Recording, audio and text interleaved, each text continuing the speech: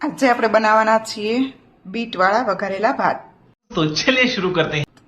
જો રેડી છે, ભાતને હલાવી રહ્યો છે, સાથે કુકર જોઈએ એને, ના કુકરમાં તેલ મુકાઈ ગયું છે।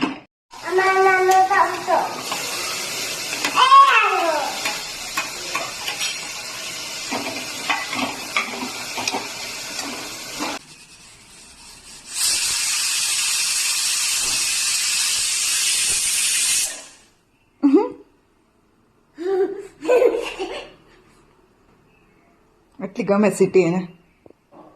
ચલો રેડી છે। વાવ,